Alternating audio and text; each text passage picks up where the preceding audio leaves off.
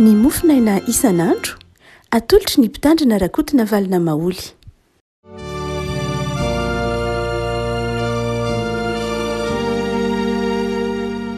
Fanaraba antsika revako tratra ity alakamisy fa 20 ny volana febroary ity.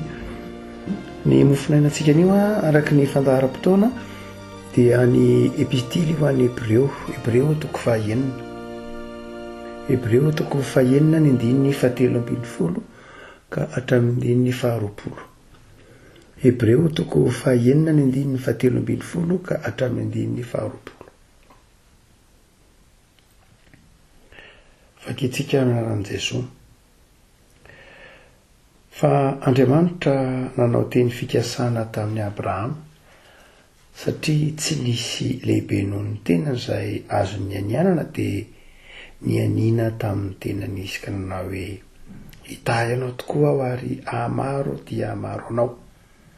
Ary arak'izany rehefa naharitra tsara Abrahama dia nahazo ny teny fikasana.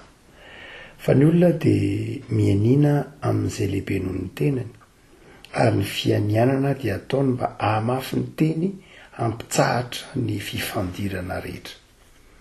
Ary amin'izany raha Andriamanitra tany eo kokoa amin'ny mpandova araka ny teny fikasana ny tsy fivan'ny sitrapony dia nataony mafy tamin'ny fianianana izany mba ho zavatra roaloha tsy mety miova izay tsy hain'Andriamanitra intaingana no azo antsika famporosiana mafy dia isika izay nandositra hiazona ny fanantenana napetraka eo anoloantsika izay ilanantsika ho vantofantsiky ny aina sady mafy no tsy mihetsika ary miditra anatin'ny efitra lamba tany no nidiran'i Jesosy ho mpialohantsika rehefa tonga mpisorona be mandrakizay araka ny fanaony Melkisedeka izy.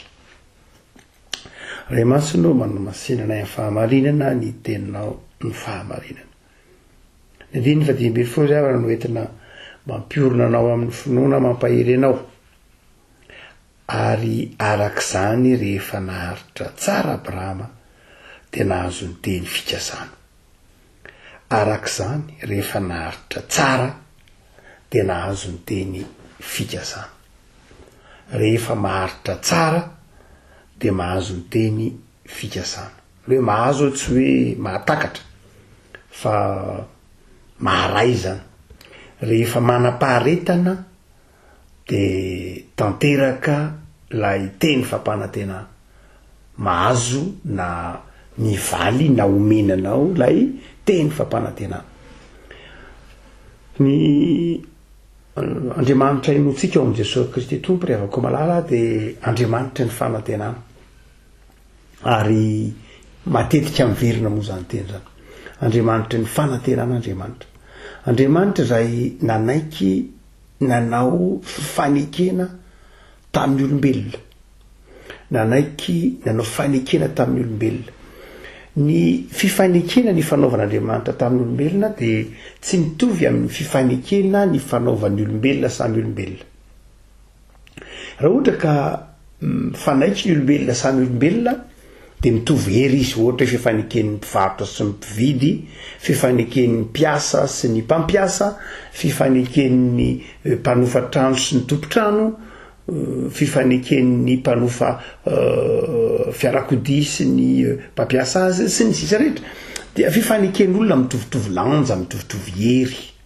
Ka amin'izay fotoan'izay samy manana ny andraikitra tandrify azy rehefa ny olona no fifanekena rehefa ataon'olon-droa na fikambanana eo na rafitra dia mitovitovy hery zany samy manana izay mety ho tandrify azy amin'ny fanatanterahana sy ny fanajana ilay fanekena ny fanaovana. Fa ny tenenin'ny Saotra Masina hoe fanekena ry havako. Ny tenenin'ny Saotra Masina hoe fanekena izay nazahoana ny teny mahazatra antsika hoe testamenta moa testamentum moa ny teny latin, diateke ho ny teny grika ary berita ho ny teny hebreo, mifanakaiky kely ireo hevitra ireo. Dia tsy mitovy amin'ilay fifanekena tsotra kely ataontsika io. Fa milaza fifanekena lalipaka kokoa raha amin'ny tenintsika ny hoe berita na tahaka izany ty amin'ny testamenta taloha zay faneken'Andriamanitra sy Abrahama ohatra berita abrahamika lay fifanekeny Andriamanitra tamin'ny Abrahama dia fifanekena zay ataon'olona roa tsy mitovy hery. Andriamanitra tsy mitovy hery mihitsy amin'ny Abrahama kanefa dia nanaiky ny fanaiky tamin'ny Abrahama izy.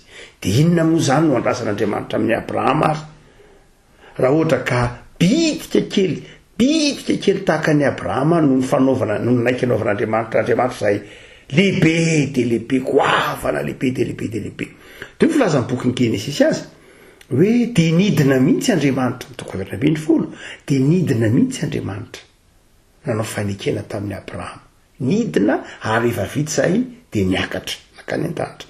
Toy ny milaza fa ny fifanekena ny fanaovan'Andriamanitra tamin'ny Abrahama dia fifanekena mitory sahady ny fanetretenan'Andriamanitra, ny fanafoana tenan'Andriamanitra mihitsy aza ka nanaiky ifanaraka amin'izay olona bitika kely tahaka ny Abrahama.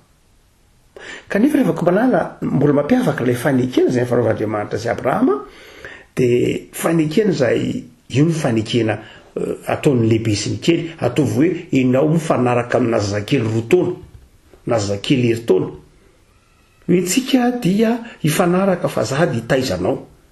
Inona moa no ataon'ilay zazakely eo ho azony ve le fanekena ifanaovany aminao, ho takany ve, arafatany hatraizanao fa manatanteraka azy ianao zay mifanaraka amin'ny lehibe.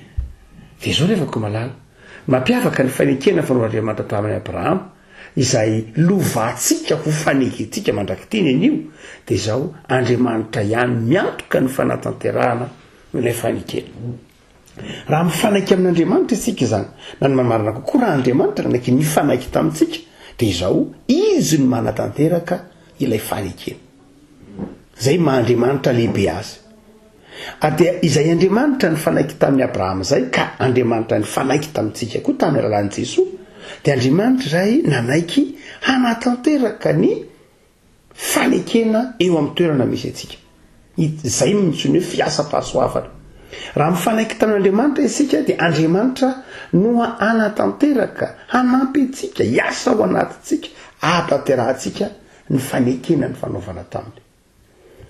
Dia zay no mitsony hoe fahasoavana.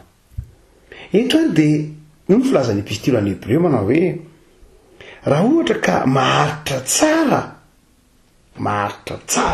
amin'izany fanekena zany, raha ohatra ka maharitra tsara ao amin'ilay fanarahana ilay votoatin'ilay fanekena dia izao azo ilay teny fikasana ilay teny nampanantenaina.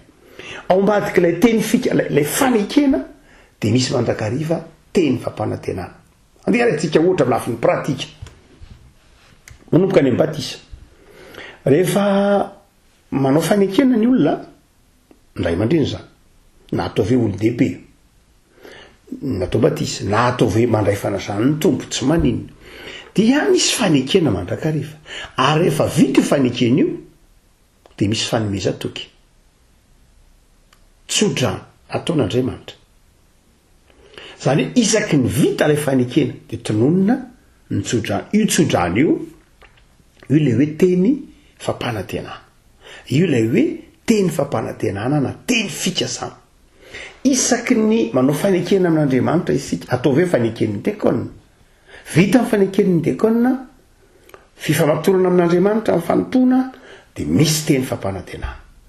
Vita ny fandraisanao mpandray fanasan'ny tompo, avy nandray ny fanasan'ny tompo anao dia misy tsodrano, misy teny fikasana. Avy miankina ianao ny alahady, maheno toroteny, maheno fampianarana, manolotra ny tenanao an'Andriamanitra, misy teny fikasana, misy tsodrano. Zany hoe tena isaky ny resaka amin'Andriamanitra isika dia manome teny fikasana antsika Andriamanitra, manana teny fampanantenana izy. Ary isaky ny alahady mivavaka isika dia mandray tsodrano, dia mandray teny fampanantenana. Dia hoy ny epistily any Hébreu, io teny fampanantenana omen'Andriamanitra io, na ilay tsodrano omen'Andriamanitra io, na ilay teny fikasana ho anao io, dia izao tanteraka io rehefa maharitra ianao. Ao amin'ny boky testamenta taloha misy ohatra anankiray azo raisina koa ny amin'ny testamenta vaovao fa ny testamenta taloha ny akaiky atsika eo dia ataontsika hoe Jakoba ohatra. Jakoba dia nifampitolona tamin'Andriamanitra. Io ilay hitantsika eo amin'ny boky Genesisy. Dia zao ny tenin'ny Jakoba zany rehefa niala avany amin'izay avany amin'ny Labana izy dia hodiny an-tanindrazana dia fantany tsara ny tsy nety nataony. Fantany ny antony nialany tany an-tanindrazana ary dia fantany ny zavatra miandry azy. Satria rehefa avy naka nitsodran'ny Esau izy tamin'ny fomba tsy mendrika dia nivelona tany amin'ny Labana ary tany amin'ny Labana koa tsy dia voatery hoe tsara fihavanana izy tamin'ny Labana dia niverina tany an-tanindrazana indray izy ary fantany tsara fa tezitra aminy Esau. Dia meloha ny hodiny eo tanindrazana, meloha ny hodiny zany eo amin'ny Esau dia natahotra izy satria ny zavatra tsy nety nangalary nitsodran'ny Esau.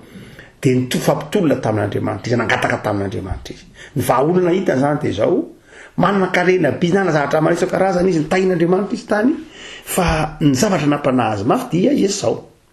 Dia nitolona tamin'Andriamanitra izy tao amin'ireny ralon-tsaboaka. Dia zao ny nangatahany. Tsy avelako ianao raha tsy nitahy aho. Dia nifanaiky tamin'ny Andriamanitra. Tamin'ny lalàna anjely nifampitolona tamin'izany. Nifanaiky tamin'ny Andriamanitra manao eny ary.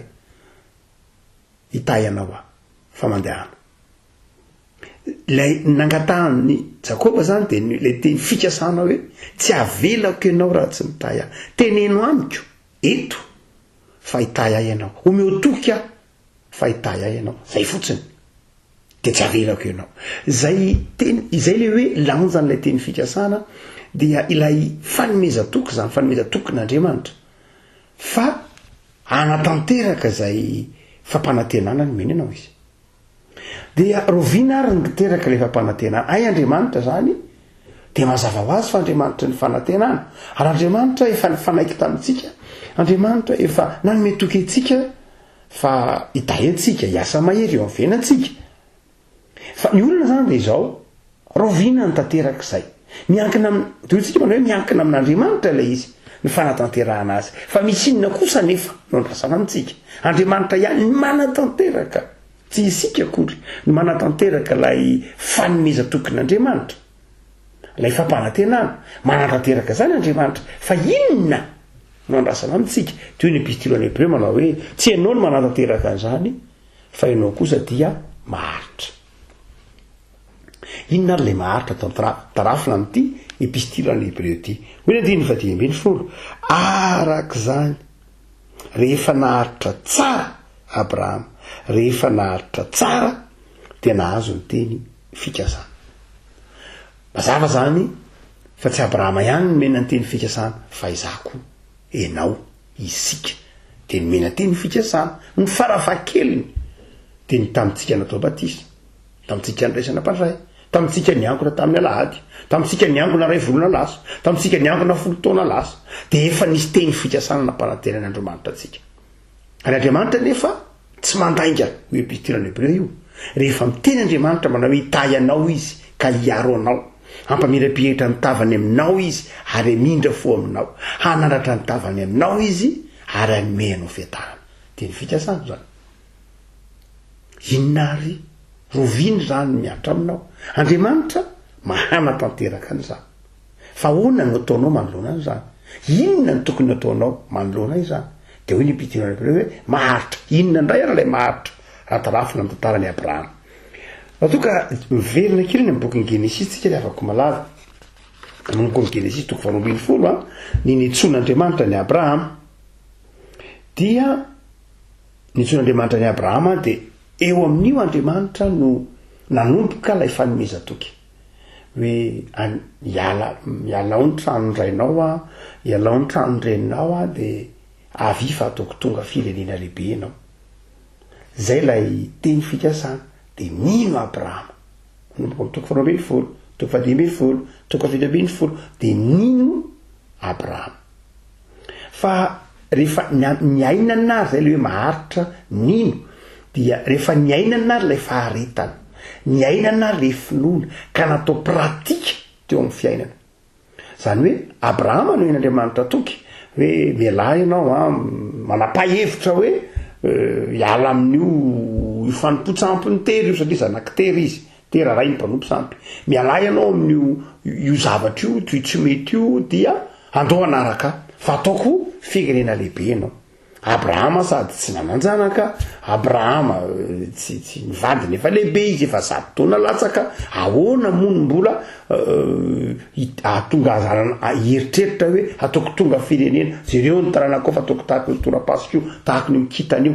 Niny Abrahama no zany dia eo lay hoe niainany Abrahama zay finoana zay ka de niala tamin'ny toerana misy azy izy. Rehefa avadika pratika azy zay hoe finoana niainana ka napaharitra hoe naharitra tamin'izay fanomeza toko zay izy, de jereo tsara ny toko fa 20 finoana niainany Abrahama de niaraka tamin'ny Lota zany zay tenenina mo hoe avana akaiky Abrahama. Dia izy roa lareo dia samy piopy nomade moa zany Abrahama, dia samy piopy izy roa lareo toko 20 zany anazavantsika le hoe naharitra tamin'ny teny fampanantenana, naharitra niandry le fahatanteranay fanomeza toky. Dia tonga ry Abrahama sy Lota de samy tain'Andriamanitra izy roa lahy, samy ambinina, samy nanan-karena. De hoy Abrahama amin'ny toko 20 manao hoe hitatsika manomboka amin'ny 15 hoe Lota efa tsika amin'ny rahalahy reto efa nitahina, betsaka ny omby manondronao, betsaka ny omby manosiko, miady mifangaro ny omby manositsika, andraray aza miady ny mpiandry ombitsika satria mifangaro. No zany dia mba isin'ny fihavanana, asana efa nisy tamin'izany ny teny hoe niavadiana tsy ara-monina, dia hoy Abrahama tamin'ny Lota hoe alotsika amin'ny rahalahy misara toerana mba tsy hampisy olana. De fa izao avelako ianao no safidy. Ianao no misafidy ka zao no izy raha ohatra ka mena varatra ianao de za kosa za mena atsimo. Raha ohatra ka mitsinanana ianao de za kosa hamekandrefana. Fa zao avelako ianao hisafidy amin'izay rehetra mety aminao. Dia teo no nieritreritra da hay tsy maninona, ianavaratra ianao de za ianatsimo, raha ianatsimo ianao de za ianavaratra hoe Abrahama. Dia Lota zany ny tompony safidy fa tsy Abrahama. De nijery Lota de nanompo ny masony izy ianavaratra sa ianatsimo. Dia mazava ho azy Lota tanora, de hoy ny filazan'ny Genesis azy, de lasy Lota nifidy, nanompo ny masony izy ka nitazana teo amoron'ny Jordanina moa, dia nahazo ny tanànan'ny Zoara, ary izany toerana zany toerana nofidian'ny Lota dia iny amoron'ny Jordanina iny niatsinanana, ary tonga hatrany amin'ny faritry Sodoma sy Gomora. Zany hoe rehefa nifidy zany Lota no nifidy, de nifidy ny tsara izy, nilonaka, ary manakaiky ny tanan-dehibe, nanakaiky an'ny Sodoma sy Gomora tamin'izany fotoana zany. Dia nandefitra Abrahama zany. Fantary vao nandefitra Abrahama 540 de zao ny tenenin'ny tompo. Ary Jehovah niteny tamin'ny Abrahama taoriny ny salahany tamin'ny Lota ka nanao hoe atopazo ny masonao ka hatramin'ity tany itoeranao ity de mitazana miana varatra sy miana atsimo ary miatsinana sy miekandrefana ianao fa omeko anao rehetra. Zany hoe tsy Andriamanitra no nisafidy ile toerana ho an'i Abrahama, fa Abrahama no nisafidy, Lota no nisafidy voalohany. Ary rehefa avy nisafidy Lota de nandefitra Abrahama, ary avy nifidika io sy Lota ka hoy Abrahama hoe eny ary ity zany no anjarako. Nisaraka izy de Lota nanderaka any amin'ny toerany de niteny tamin'ny Andriamanitra, tamin'ny Abrahama Andriamanitra manao hoe io tany itoeranao io eo no hitahiko anao, omeko anao io. Tsy niteny tamin'ny Lota izy fa niteny tamin'ny Abrahama, satria Abrahama de tonga amin'ny fitenenana hoe tsy materialista mihitsy Abrahama, tsy nitompony Abrahama mihitsy ny arena zay teo aminy, zay hoe naharitra tamin'ilay teny fikasana, niainany Abrahama ny finoany hoe za ndray naiza toerana misy ahy de tahin'Andriamanitra. na rehefa itay Andriamanitra na aiza toerana misy de mitay mandrak'ariv'Andriamanitra na inona ataoko rehefa io ny fitahian'Andriamanitra mety foana io fa rehefa tsy eo ny fitahian'Andriamanitra na inona fiezahana foana zany de jereo ny tantarany Lota nihevitra fa tsara safidy izy kanjo vao nidifika eo amin'ny 720 rava amin'ny fananana ary lay tanàna ny toerana Sodoma sy Gomora lay niverina hoe tsara rehefa mila piratana zay nifidiny Lota ary raha ny fananany aza raha fatateraka ary fatatsika fa raha ny vadana aza tonga vongatsira hotsika manao hoe ny finoana nge anaka iainany ny finoana lay hoe naharitry Abrahama iainany zany le hoe le teny fikasan'Andriamanitra manao hoe zange hitay anao rehefa avy miangony tsika de mahazotodrano hoe ny fahasoavan'i Jesosy ny fitiavan'Andriamanitra ray hitay anao ho aminao ndika zany iainany zany finoana zany ary zay niainany Abrahama hoe zandray dia tsy ny abetsaky ny ondry amanosy akory ny zava-dehibe fa ny fitahian'Andriamanitra rehefa hitay Andriamanitra de mitahy mpanompony izy amin'ny toerana rehetra zay misy azy na aiza ny zava-dehibe zany tsy ny toerana misy antsika akory tsy zay ny zava-dehibe zany tsy ny zavatra betsaka na kely eo ambany masotsika avy amin'Andriamanitra daholo na ny toerana misy antsika avy amin'Andriamanitra daholo zay eo abelantanantsika avy amin'Andriamanitra avokoa zay ho tantanitsika fa izao rehefa mitahantsika Andriamanitra zay ny zava-dehibe de mety ny fiainantsika zany fitahian'Andriamanitra zany tsy lavako malala zao anefa zany fitahian'Andriamanitra zany tsy hoe tonga ho azy mazava ho azy fahasoavana fa izao tena miankina amin'ny finoantsika fitahian'Andriamanitra efa eo fa zao manahoana ny fifikirantsika amin'ny finoana hotsika manao hoe tena aritra tamin'ny zany teny fikasana zany Abrahama de tanteraka tamin'izany ny faharetana zany razarafina boky Genesis 3:20 de izao ny fananana finoana fa rehefa miteny Andriamanitra rehefa miasa Andriamanitra de miasa araka ny sitrapony izy fa ny faharoa zay hitarafana zany hoe ny ainan'Andriamanitra zany ny ainan'ny Abrahama ny finoana zany ny ainan'ny Abrahama n'lay teny fanekeny zany de hitatsika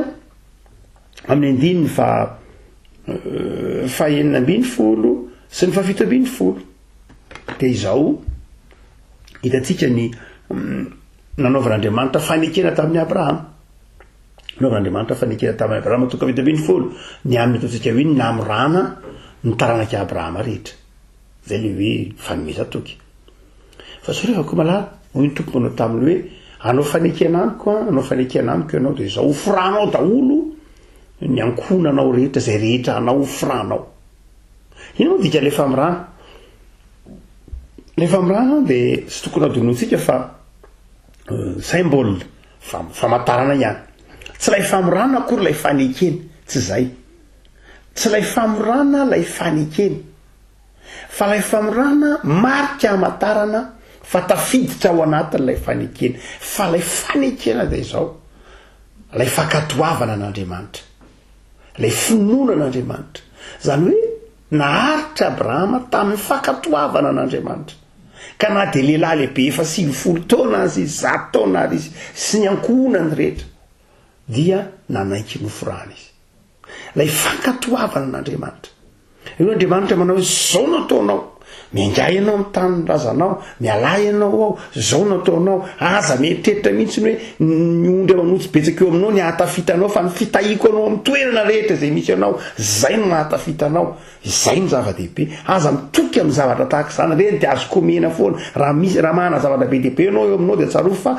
omeko anao reny fa aza ireny no hitokisana fa ny fitahiko anao hitokisana de raha toky Abrahama ary fahatelo de izao akatoavy ny taranaka ao rehetra de nofrany Abrahama izay rehetra tao aminy ny ainan'ny Abrahama n'lay finoana zany de tsy izy tena ny any fa hatramin'izany nofrany koa Ismaely nofrany ny ankizilahy zany hoe miainana lay izy de ny hoe tsy zasa amrery fa izasy ny ankonako mihitsy miaina lay izy zay matonga josoangy tena manao hoe raha izaho sy ny ankonako de anompo an Jehovah zay ny fiainana ilay teny fampanantenana zany de zao tena izasy ny ankonako mihitsy tanteraka io teny fikasana io raha iainanareo amin'ny tokantranao ezao ataovy tanjona ny iainana ny faharetana amin'ny finoana afaka malala hoy ny epistily any Hebreo ary raha miresaka ny Abrahama izy manao hoe naharitra tsara Abrahama dia nahazo ny teny fikasana izy efa nanafatra ny tompo ao amin'ny boky ny Apokalipsy mahareta zay maharitra hatramin'ny farany novonjena tany mafy zay anananao mba tsy siaka ny satroboninahitra mahareta afaka malala mahareta eo ampiadrasana ny teny fikasana ny hoe maharitra tsy miova de ny hoe maharitra tsy miova betsaka ny hery mampiova ny herin'ny fahasarotam-piainana ny herin'ny krizy ny trangeran-tany ny herin'ny fakalany zao tontolo zao ny herin'ny etrakitraky ny tany zay miovaova ny toetrandro miovaova ny tontolo iainana ny herin'ny maizina zay miteraka fakalana fifandonana ady sy korotana ny tsy fiovan'ny finoantsika ao anatin'izany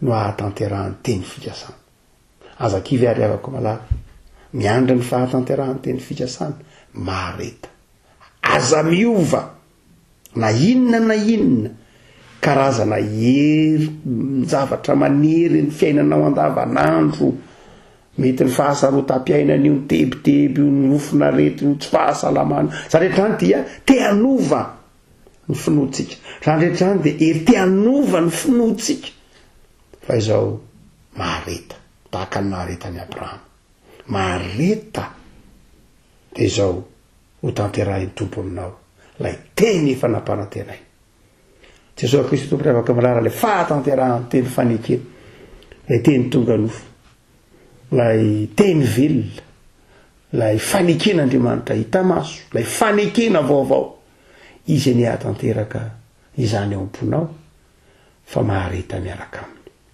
mivavaka sika tompo misaotranao zahay noho ny teny fampanantenana omenao anay noho ny fanomezan-toko zay raisinay sy ainanay ary hitanay isan'andro saotra tompo fa tsy olombelona ianao fa Andriamanitra ary rehefa miteny mahatanteraka fa ampitoera ty anatinay tompo ny faharetana amin'ny teninao ny faharetana amin'ny finoananao terizo ty anatinay ny fanahinao masina ary aoka ho terizy ny fanahinao masina ny fanoratenanay tsy iova fa haritra amin'ny finoany zay mba ho tanteraka aminay ny teny fikasana efa nampanantenanay tamin'ny alalan'i Jesosy zanakao ny teny fikasana nampanantenay ny fanahinao masina aminay araka ny soratra masina tompo mampaherezanay haritra